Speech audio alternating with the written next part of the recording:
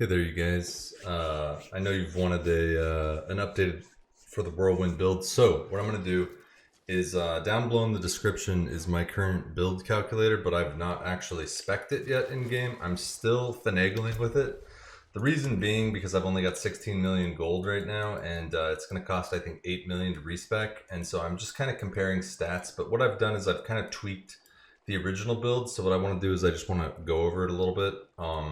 So that you can basically see it. But the idea here is that I've moved around a lot of glyphs. So first things first, I guess if you're new to the video, I'm a one-handed whirlwind with the Ramaladnis Magnum Opus. I'm quite confident that this is the meta build, especially because there's an item called like the Burning Heart of Selig that gives you a bunch of resource. It's a unique neck. You've probably never seen it. It's ridiculously rare. There's another unique sword that's extremely rare that's called a Doombringer that I'm quite confident is also the pair to the Ramaladnis Magnum Opus. But basically, I guess I think that one hand is stronger, and I mean, based on the other video that you saw that I made a week ago when I had hit 100 on Sunday, I was already critting extremely hard, and so we'll go do a dungeon in this video as well to give you an idea. But the main changes that's happened are I've gotten rid of the on basic attack increases core damage. I don't see it as being very useful with the way that high-end nightmare dungeons play. So I've opted for this increased damage to stunned enemies right now. I'm not entirely sure I like it or not, but I have seen like a 1.8 million crit and stuff on stunned enemies. So rolling up on an elite pack, doing your shouts so everything's kind of like disoriented as you run straight to the middle, and then 4-second stun and begin your whirlwind. It's working like a dream right now. So the other major part of it is when I stun, I reduce the cooldowns of my ultimate skills by 1 second for each enemy ground stomped. So say there's like, you pop 2 of those spider hosts and out pops like 30 spiders. Yeah, you ground stomp that. It removes 30 seconds off your cooldown of Wrath of the Berserker. No question, this is part of the end game meta, because what it does is it allows you to basically go berserk into a pack and then stomp, and your berserk cooldown's at half, and then as you're bleed procking, which once again I think everyone is on the wrong route right now that thinks Rage of Haragath is not core to the spec. There's no other way in the game to reduce your cooldowns than this item. So until expertise works and I can set my expertise to two-handed swords to proc bleeds, we are stuck using Furious Whirlwind. The moment that they fix expertise and I can apply a bleed using expertise, I'll switch and gain another raw 30%. Until then, we're at the mercy of bleeding. And I mean, right now from doing high-end nightmare dungeons, it seems like bleed is kind of useful because you kind of can't just face tank everything. I noticed that there's a lot more kiting involved right now, and it's just that the math doesn't work out to be tanky enough to just sit there and be like, hit me in the face over and over. So there's some tanking going on. And the other thing is that the cooldowns, because cooldowns are so important. Let's see here, there's so many topics I want to cover in this. So lucky hit is so important. So I guess first things first, what's probably the most important thing for you guys to see? My gear, probably. And then we'll go through spec, then we'll finally go through Paragon. But either way, this is the strongest spec that I've come across right now, other than the build that's below me. But I'm not entirely sure I want to spend the 10 million yet to get like basically 10 extra damage. But I'll cover all my theories with it. But yeah, you can follow my one-hand blender build, stomp, stun, whatever I'm calling it right now. But I'm confident I'm like the only one-handed whirlwind barb video out, and I'm also confident I'm the strongest. I don't see anyone else hitting as hard as me, or like I can carry a 4-man group in like a level 50 dungeon and have all 3 players sitting at the entrance, and I can go solo the dungeon. So dealing with huge health enemies, etc. is like no problem with this. So let's go over the specs. Helmet, super important that you have life on kill and cooldown. The all stats and dex is just so I meet some Paragon requirements. Rage of Haragath, I don't think this item is replaceable in the current meta of Diablo 4 for Barbarian. It's reducing damage from bleeding, which you're bleeding things. It's giving you extra crit against elites. Hey, that's just handy. It's giving you raw physical damage. So I mean, I wish I got a better roll and got 10% more physical damage. Maybe just straight 10% more physical damage in the build. Every time I crit for 1 million, now I'm critting for 1.1 million. Pretty simple math. So And yeah, that 1.8 million crit I was talking about, that if I had a good roll here, would be a 2 million whirlwind crit with a one-hander, which probably blows people's minds. I finally got some new gloves last night that I'm really happy with. 4 ranks of whirlwind. I wish the lucky hit rolled higher, but it seems like lucky hit in Diablo 4 is kind of the new crit. Like, crit is just generic, and it seems like it's everywhere. Crits aren't even like special anymore, whereas lucky hit is the special hit of this game. And so because the Rage of Harlequin only cools down when you inflict bleeding damage on elites, you really need to proc your lucky hits, especially because Diablo does a lot of 3 and 4 pack elites and sometimes will spawn like 9 elites in a row. So it's imperative that you cool down your shouts. And so the beauty of Rage of Haragath and swapping out the snapshotting core vulnerability and replacing it with Ground Stomp, well, you better believe it. 12-second cooldown with my gear. And then Rage of Haragath procs this. So as I'm doing my shout cycle, I can basically come out and then stomp. So say my shouts are about to come down, stomp to buy time for the next shouts 4 seconds. It's extremely handy. There's no doubt, because it cools down off Rage of Haragath and it cools down your ultimate.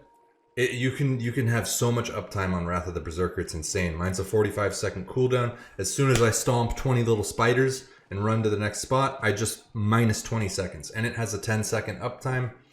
It's pretty incredible. Let's see, moving on. The Temerity, since you probably last saw, I've gotten, look at that, 4% more barrier on my Temerity. This is my 4th Temerity that I've found now, and I've gotten a 40%, a 42, a 44, and now a 48. Awesome. You'd believe this only rolls 40 to 50% if you were watching my stream and me play the game. Never seen anything over 48%. Someday. So that's just obviously going to help. The more geared you are, the bigger your barrier is, the bigger hits you can take. Believe me, I'd love to be able to take 32% more damage and still be barriered. Hey, how amazing would that be? Same thing here with the boots. We're rocking the movement speed because movement's kind of important. And then the dex and the strength is, I don't know, I'm kind of... I have a feeling I'm going to like roll... I'm going to roll this all stats into dex and then hopefully replace this dex item and this dex item. In a perfect world, I'd probably just get rid of all stats here, roll dex, something like that. But this is an unrolled weapon. This is actually kind of an unrolled crazy stat stick with the core, but it's all coming together because you need like 630 dex for some of the skills, which we'll go over in Paragon. That's why you see that I have such like a ratio of 1 to 60%. It's because willpower and dex end up doing so much, and the Paragon tree ends up giving them to you. So you need to be over the 630 dex threshold in order to unlock a lot of the really crazy multipliers of the Paragon tree. So it's not that I just like, I'm being a jackass and like, whoo, I love dex on my gear. No, it's because it's required for a bunch of multipliers. Of course, we have the whirlwind aspect on this and the unstoppable aspect here, and the barrier aspect. And so moving on, this is probably the new main change, is that when I stun things, I really hit hard, but you'll notice I don't have any stun damage on my gear. This is the only thing you need because it's just a 40% multiplier on everything else. And then of course, this is the cornerstone of the build, the Ramaladnis Magnum Opus. I would really like to find like an 810 or an 815 item roll of this. That would also just amp the damage a ton. And of course, it's giving me a 0.3% against my Fury. Here we have core skill 460 on this, Vuln core close and just a fat strength roll. And then ring wise, major new changes. I finally found a 4-shout ring. Can you believe it? Never even found a 3-shout. Just went 2, 2, 2, 2, 2, 2, 2, 2, 2, 4. So finally, and so I debated this for a while, but I dropped the barrier. Sorry, not the barrier gen, the resource generation. So I still keep the resource generation on this one, the high roll, with a damage to close vuln crit. But then the stat that I really want is this physical damage, because this is just a straight 20% increase to my physical damage, and then increase to vuln, increase to close, and increase to slowed. And of course, all our bleeds are slowing anyways. No big deal. And then this, you saw this in my last video. Someday, right now I think it's 6 million a roll for this. So, I want +3 to all defensive skills here. I want it, but at 5.3 million a roll, it's kind of annoying. I really like the damage amp. Like, this is a really, really, really good neck. And the armor, I can't complain either. And I guess, yeah, the other major thing that I showed is I've added this. I think this is the best protection enchant in the game, the 50% increased armor. But if it turns out there's a better one that mathematically works out, I mean, we're still very early in Diablo, and it's just tough to have the time to do life and theory craft all this shit. But yeah, 50% damage reduction here, and so you'll be like, oh, Artemis, you don't have Whirlwind pull on your gloves anymore. Look, if you're pubbing and doing low tier shit, put Whirlwind here and you don't need the armor. Like, if you're doing basic bitch tier 4 Hell Rift out in the world, or Helltide or whatever, you don't need this. But if you're doing Nightmare 65, 70, 75 runs, you need this armor, because anything that grazes you just hits like a fucking truck. And like, I'm sure stats through season will end up helping with more mitigation. Like, I feel like my damage has scaled a lot higher faster than my protection. And so I think that's just the theme of Diablo 4. Like, I'm even considering maybe what the actual play is you move more into mitigation and more into longevity and survival, and you actually get rid of this skill on here and you just lose 30% damage. And then you put this ability 75% armor to the necklace, and then you do some other super tank stat here as well.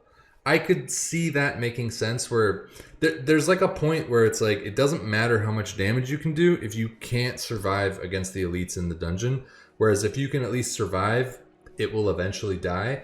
So I think I'm leaning more on the glass cannon side of things. I think in the last video I was definitely more on the glass cannon side, but I don't see any purpose to have Whirlwind pull when you're doing like solo dungeons and not grouping, and other classes like Storks have teleport clump and stuff. But anyways, I'm a melee character. Shit all collapses on me anyways. If you have a bunch of ranged enemies, go run through a door and the whole enemies will just make a line, and then you just whirlwind right through it. So I think Whirlwind pull is kind of a dead skill for an end game character. It just seems like a waste of a slot. 50% more armor, or clump things up on top of me. Well, when you're fighting super high level elites, the last thing you want to do is be like, hey, how about everybody stack on top? I'm dead. You know? So I was noticing that the clump was like not helping me, because I was like, Jesus Christ, I have no control. When I pull all these super dangerous characters on top of my character, I just died instantly. So that's the major changes with the spec, etc. So feel free to pause this at any point in the video.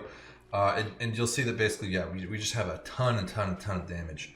And so this armor is really helping with that. Expertise-wise, I know that I've talked about playing around with the one-handed sword thing. I've talked about the expertise with this. The two-handed sword proc doesn't work. So now I've landed on this, because the core of the build is controlling your cooldowns. And if you can't cool down your shouts and your ground stomp, like, dude, you cannot survive. You're basically running for your life.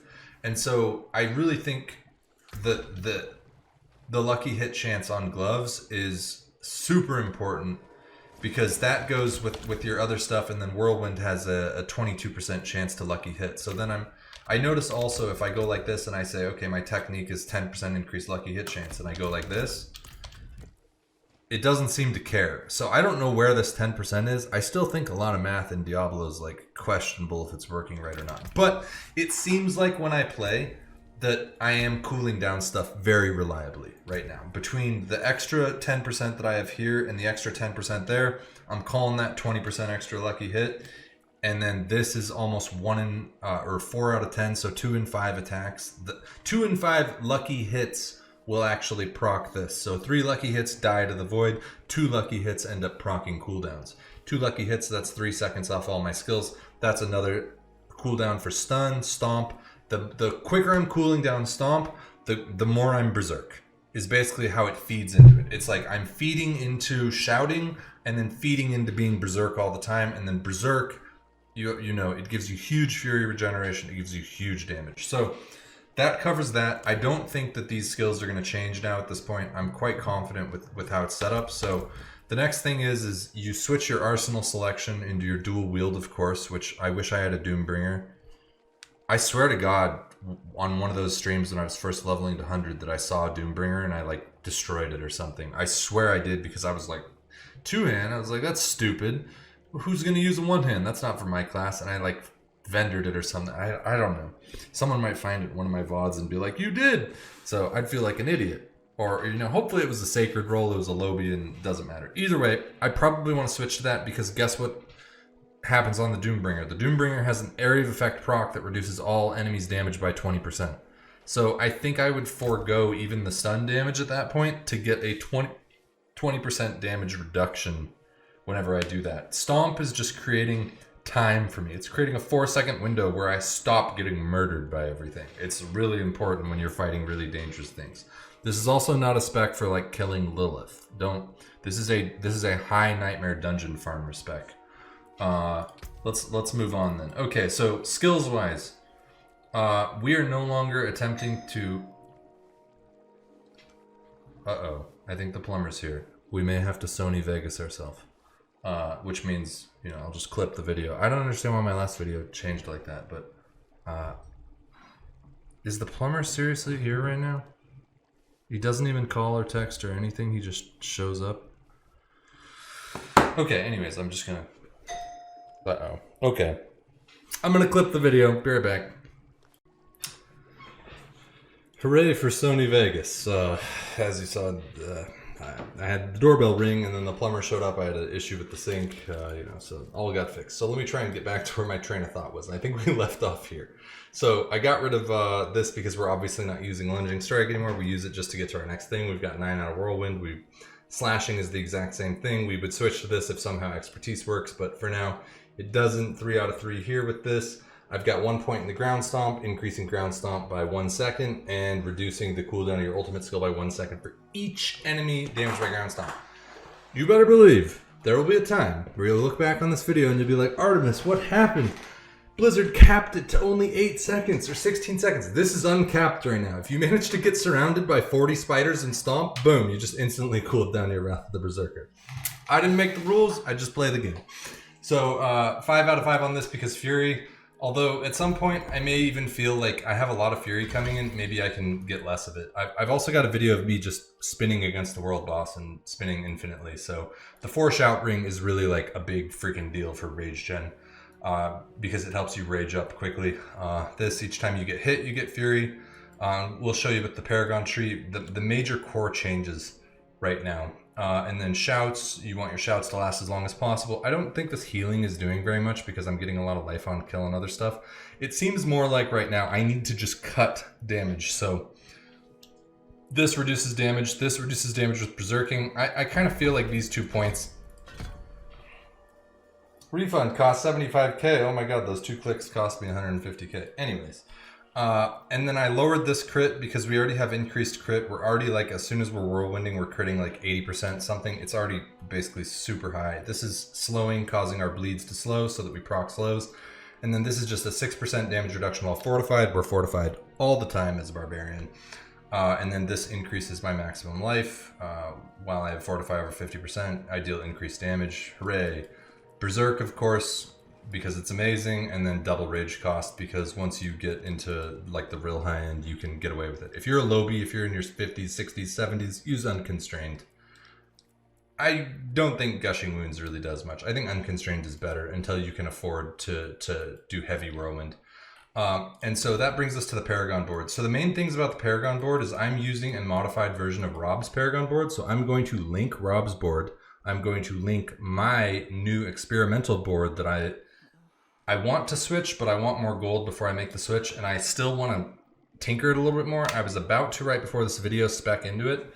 It does look on paper right now to be more damage, but for right now, this is viable, this spec. So I think you could safely copy this spec because Rob's spec is very safe for leveling, but the big part that's different about Rob's spec and mine is where I've socketed the glyphs. I've really tried to min-max this a little bit in preparation for my actual transition.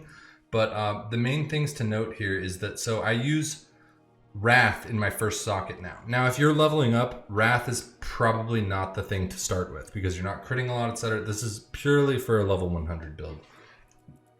So I've got Wrath here, and so this is core skills deal increased critical strike damage. Not increased damage, but increased crit. And so this to me is like a lower tier modifier where at some point I may take this out and actually drop this a little bit, because I'm only getting 7.4, so it's the difference between 50% crit with core and 57%. Now, what's better, 7.4% extra increased critical strike damage bonus, or 7.4% increased damage? Of course, it's always the damage. So raw damage always takes priority over crits. So basically, this socket goes here, and then the second one is seething. So this is the big change between like me and Rob's build and all the other whirlwinds on YouTube, is because I'm using the one-handed socket. And so right now, this is level 19. All my other glyphs are 21. But we've spec'd into this because this is going to end up being like a 45% damage increase for using the Ramaladnis. So it feeds really well. We still have our elite damage bonus, stuff like that. The usual, it's the weapons master board, and then it goes into the Warbringer board. And so here we're using, so this exploit. So we're 49 out of 25 decks. I could see myself in my new build basically taking points out of this dex, because this means every node here is only worth a tiny bit of damage. It's only worth basically 4% damage. Whereas like, so one node of dex here is actually equal to like 1.5 physical damage node, a little bit less. So I think that this is probably over-spec'd right now with 49 out of 25 decks. And this is part of my transition to my new Paragon tree. So you can find that in the link below, of course. I've got the notes section, I've got the skills, I have all my plans with it, because a big part of the switch is that I want Doombringer, I want the melted Heart of Selig. And I mean, obviously everybody wants the Harlequin Crest, but good fucking luck. Like, I don't think it's realistically in the game right now, or it like only drops from Uber Lilith or some nonsense. We're still so early in Diablo in the first 2 weeks right now. And then moving on, this is like the fattest damage glyph in the whole setup, and this will probably be nerfed too, because Blizzard seems to love to do this. So every one of these nodes is worth 9.9% increased damage while healthy. Well, we're buried and healthy and fortified all the time. So every single one of these clicks here, we're 54 out of 25. Your fattest willpower tree has to have this, because you want every single freaking willpower. So like this is huge damage. Just this one socket is giving you 107% raw damage increase. So that's why I'm saying like the 107% raw damage increase compared to 58% more damage on crits. You get the idea. A proper really end game spec, which is what I'm going for with my other build that I'll probably make a video later in the week. It's just, man, plumbing life. It's just, dude, if I'm not on vacation, the amount of time to put into this is a lot. So you want raw damage first, because raw damage affects everything, and then crits come later. Do not prioritize crit damage over raw damage ever. So that's where this is right now in the I guess this is the decimator tree. And then, you know, we've got the willpower, we've got the strength, so we're getting the secondaries on this. And then over here, this is your other fattest gem, where every single socket is a 9.9. So you've got a 9.9 multiplier on this and a 9.9 multiplier on this. Basically, it means that whichever two trees these are in, these dex and willpowers, you cannot miss even a single dex. So that's another reason that I'm speccing it around, trying to figure out which one has the highest potentials, while still letting me like gate through to the next thing. And then of course we come over here to damage while fortified. This is the third best gem in the setup. And so yeah, compared to Rob's build, we no longer use disembowel, we use this instead, and we no longer use the shout glyph, and we instead use the socket one. So I traded 2.4 seconds off my shouts for basically, when I finish leveling this, it's level 19 right now, for 45% increased damage. So 2.4 seconds off shouts or 50% damage increase. It's a no-brainer. So that's the state of the character and why I'm doing so much damage. And then the other major modifications to Rob's build is that I have taken this critical strike with one-handed weapons. Now, you'll notice in my modified build, I'm actually taking into this because I want that 30% increased damage with one-handed weapons. And so you'll find that over there, because 30% damage with one-handed weapons is a lot. And then I think it comes with some extra, it's like an extra 50% in there with one-handed weapons. So we'll probably end up speccing into it, but right now I'm just using a modified version of Rob's.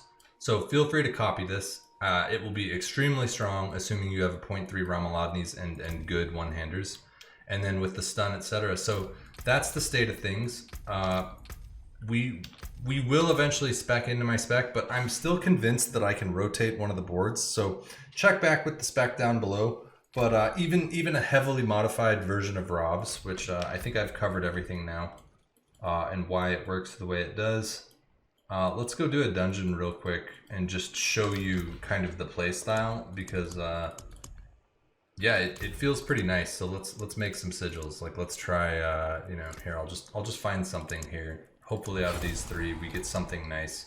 And a big part of end game dungeon running right now, like I don't wanna like grind and do something slow. I just want to show you that you can just like blitz through something. So like here, blood blisters, this one's monsters are reaping and they reduce my resistances. They're always cold. So that's kind of annoying. I don't really want to show you this one because this is cooldowns, so I'd rather do it with natural cooldowns. Barrier damage is very scary for Barb. So let's say that blood blister, extra crit, monsters deal poison damage, and monsters gain 30% extra life, and they are resistant to overpower. Like, there's certain dungeons that like you could do like an 80 because you end up getting like a good invincibility shrine and you just breeze the whole first part, and then the second part of the dungeon is like kill 3 different eyeballs, and then say you get a conduit pylon, boom, your whole dungeon is done. So that's why it's like, it's really weird to me right now to say like one or the other. Like, let's do this, and then I guess we'll do another one too. But like 55, this is very easy. This should be extremely easy. You'll see. And then you can scale up. But right now, nobody knows the purpose of doing a really high-end rift, or not a rift, a really high-end nightmare dungeon right now. And Blizzard is even saying they're going to address it, because basically nobody knows what the end game is right now. That's the other toughest part about this, is like, what am I building my character for? Like, if I'm building for speed farming, then that means you don't need a lot of mitigation, and you'd never do a high-end dungeon. You'd never do like a 60 or a 70 or anything. But like, you can farm 60s and 70s right now. It's just nobody knows what the purpose is. Maybe Doombringer drops more commonly there. Maybe something happens. But nobody basically notices right now. And like, I won't even use any potions, because potions are another multiplier that, like, if you're doing high-end dungeons, you'd probably want to use like one of your resource ones so that you get that extra damage with the, like, this is the best potion in the game for the Ramaladnis spec. 50 increased resource with a 0.3 Ramaladnis is 17% raw damage increase. So like, let's see here. So we would be running by and try and just group stuff up really quick. And then just, you know, go like this and spam barrier, come over here, stomp in between, and then run. And then we have our shouts come up again. Stuff dead instantly. Another suppressor, just dead instantly. Stomp, dead. And go cruise along like that. So that's like the play style. You get it. You basically want to use your shouts right as you find an elite. You want to be able to hopefully survive. You can whirlwind random stuff. But the idea is generally, and oh man, these are charging mobs. This is like the worst these will one-shot you in other rifts. Like, these things are fucking ridiculous. So I've stunned, stomped, like there, didn't even have the whirlwind stuff going. But like, you can basically speed run these. You can speed run up to like 60, no problem, depending on what type of rift you get. So la-di-da-di-da, drink your potion, run by. That's why it's like the non-elites, these little spine quill things hurt so much. Like, so go in there stunned. So all these elites are stunned right here, hanging out. Cooldown's back up again. We've got another stun. Boom. And back into Berserk. Blood boil down. Kill this guy. Grab Lethal Shrine. Come over here. Reshout cycle. We have another stomp cooldown. So like, we're just looking for like a fat stomp right now. So like right here. Boom. Stomp. Everything's lying on the ground. Dies. Move on. Shouts back up. Chug potion. Kill everything. Grab something that dropped. So yeah, that's basically it. You come here, that's 5 seconds off the cooldown. So like, depending on what you're doing, look, Berserk is already back up. So like, the Berserk uptime is what it's all about. Oh, okay, no, that's not gonna work. So we go like this, drink, stomp, stomp while we're berserk. So the whole time these elites didn't even attack. So that's why I'm saying like the damage mitigation that ends up happening is so big. And then, so there, boom, another nice stomp. We're down to 19 seconds.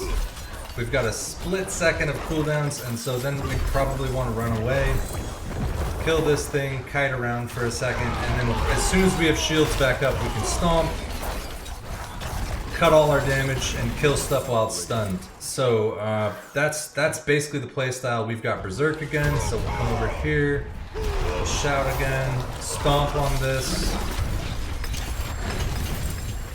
I mean, tell me that's not great. So we're down to 30 seconds on this again, so we're looking for another stomp. So we'll come here, go like this, drink up, try to get a decent stomp. We didn't get one. But yeah, I mean, at this point you're basically just pooling rage for the end boss, because obviously this is the end boss right here. And that's the dungeon, so we've got berserk back up, and so all we'll do is just run in, pop berserk, pop everything, re-snapshot the whirlwind, and then that's basically it. And you know, if he vulns, he takes lots of extra damage. These things all take like huge not paying attention. But that's basically it. We can do another one real quick to give you an idea. Let's try like a harder one. Let's try like a 65 now that you understand the playstyle.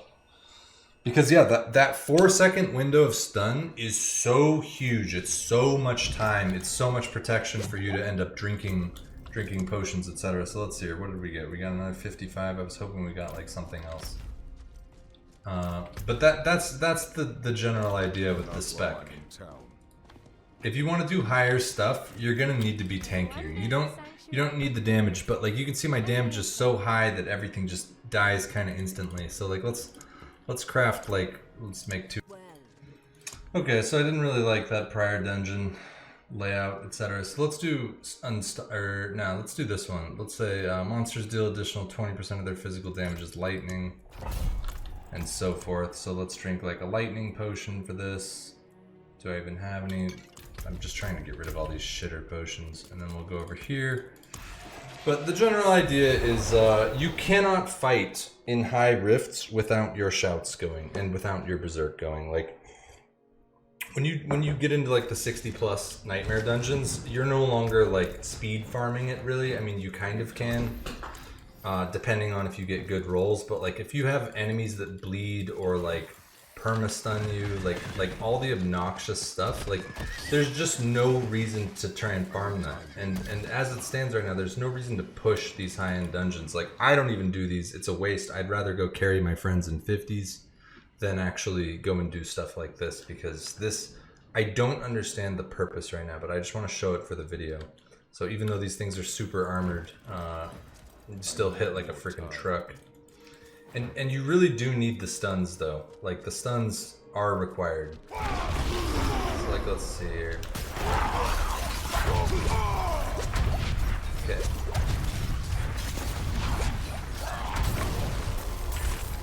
Stun for friggin' ever. Come on.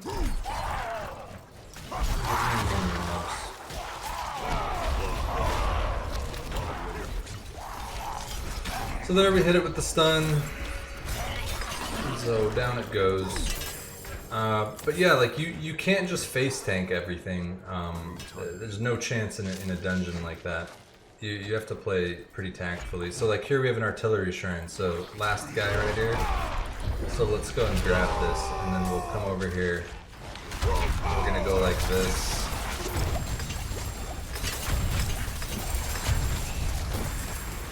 So like we just basically avoided having a difficult fight in that room. Oh look, and another shrine. This is exactly what I'm talking about. It's perfect. A conduit here, and then look, it goes into this. So you get to cheese the end boss, and then I should probably stop dilly-dallying. Like the shrines are so important because they change your run so much. Or that, I don't even know what actually killed me there.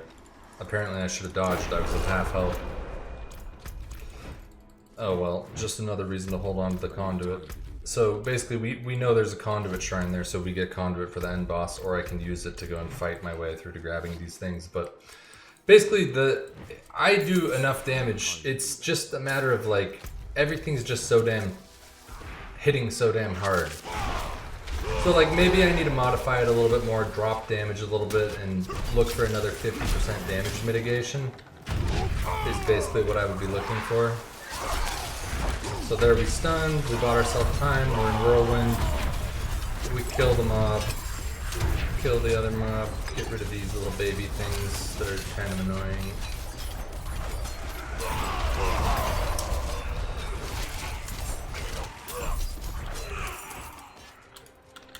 And so, like, that's the other reason that, like, God, yeah, dungeons are so weird right now in this game because I don't know what the purpose is.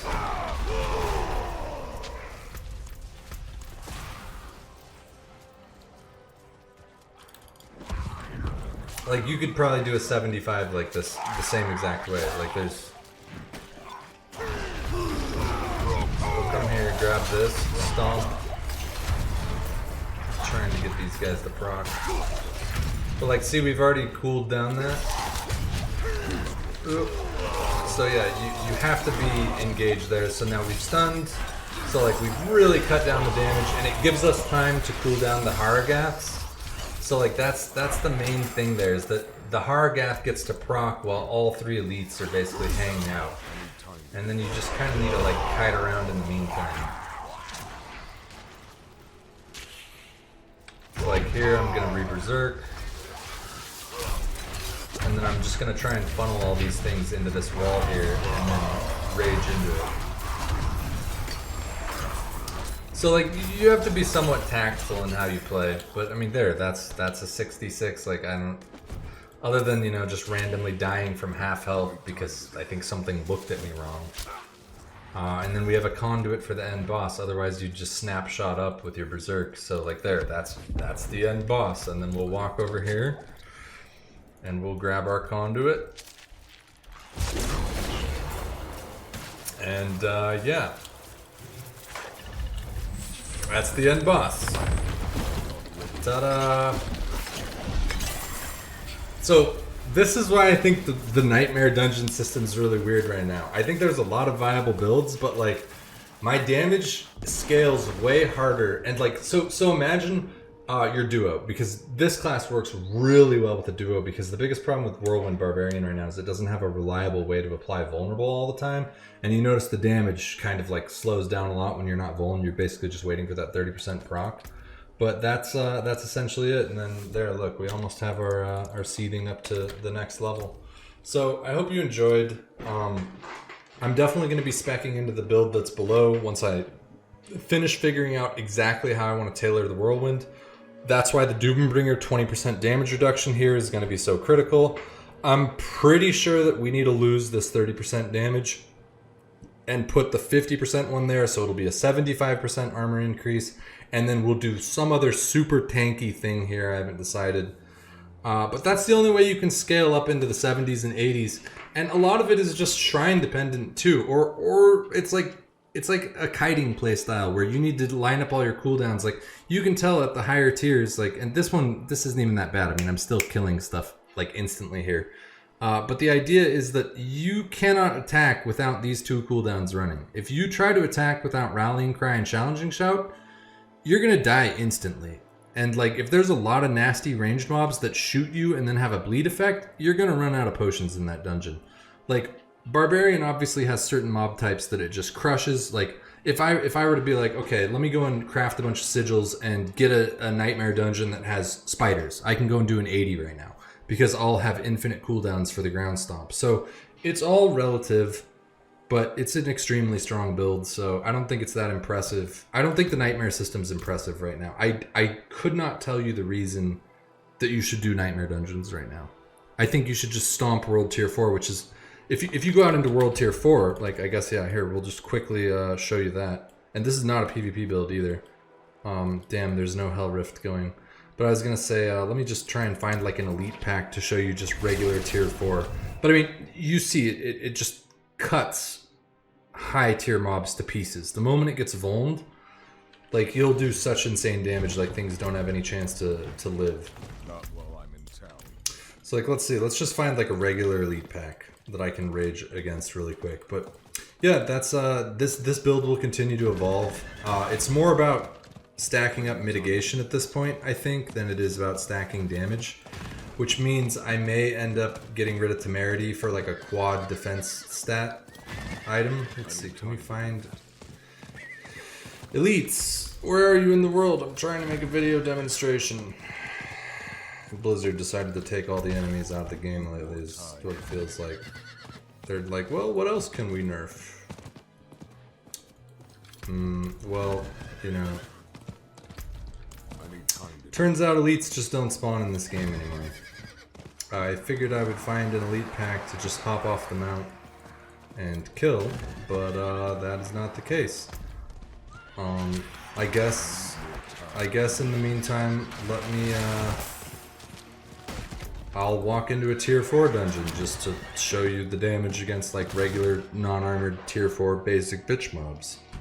Sorry it's a long video. I had to clip this like 3 different times, but I'm just trying to show the current state of the character. Like, let's see here. We'll just rage up real quick.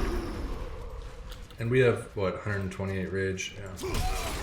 So like regular tier 4, it's just like, you know, everything dies in basically one hit, you know, even if you're not max rage, which is another reason that I think that we'll probably want to drop that 30% on the amulet. Dude, look, another conduit shrine.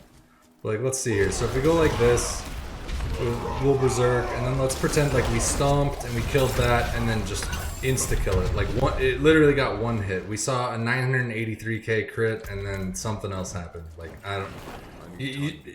this game doesn't even, like, show you all the damage for some reason. Okay, there's a ton of stuff here. So, like, watch. We'll just rage into this really quick. And you come over here, stomp again, and then just insta-kill.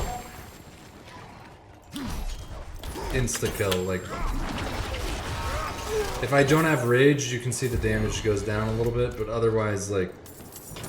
It's basically for, like, you know, extreme farming, etc. You can do high-level nightmare dungeons, but I think until they give you a purpose, like... What are you gonna do with it, you know? So that's that. Hopefully you enjoy it. Hopefully you get an idea of how it is. Obviously the tankiness is the issue in Nightmare. I wouldn't be surprised if Blizzard announces, oh, we've reduced damage from high 70 plus Nightmare dungeons by 25%, or we reduced the bleeding or the poison damage, all that bullshit. So that's that. That's the stats. Hopefully I covered everything. Yeah. And keep your eyes peeled for the build, because I will be swapping it eventually, but right now I'm just using a very heavily modified version of the Rob Paragon tree, which I think he was close in the start, but definitely swapping these has netted me huge damage. So yeah, unfortunately can't keep any of these shitter mobs alive long enough to show like a really big like 2 million whirlwind hit, and the higher level dungeon things that actually survive are much more armored, so that's why it's like, it's so weird. It's all subjective. So hopefully you enjoyed it. You can see how easily it kills everything in tier 4 instantly. So you can go with this build and carry your friends through a tier 50 if you have the same gear as me. 3 of them can stand in the entrance. You can kill it. You can probably duo 60s if you get the right rolls. But like, the Bane of Barbarian is anything that amps damage to it. I would fight mobs that have 30-40% extra health all day. Like, I think I have one in here that's like... monsters take 40% less damage from up close targets. Like, that's not that bad if the other rolls are really good. Like, these rolls are actually probably not that bad. So yeah, monsters take 30% less physical damage. These ones aren't so bad, but you really don't want affixes like this. Monsters deal 100% increased damage to barriers, or monsters reduce all your resistances. Anything that takes away the barbarian's protection, it's a no-go. It's a no-go. There's barbarian has to be face-to-face, toe-to-toe, all the explosions, etc. So the last thing you want to do is cut your protection down. And you can see that the whirlwind pull-in stuff, it's not doing anything in the high tier, because high tier dungeon is just a lot of you running around, kiting and dodging, and then trying to get everything together, stomp, and kill it all immediately, or run away until your next stomp cooldown. That's basically how you have to play it, because you cannot go toe-to-toe with these monsters and still deal damage. You'll just hit the floor. So thanks for watching. I'll be happy to answer questions below. Sorry it's a long video. Bye-bye.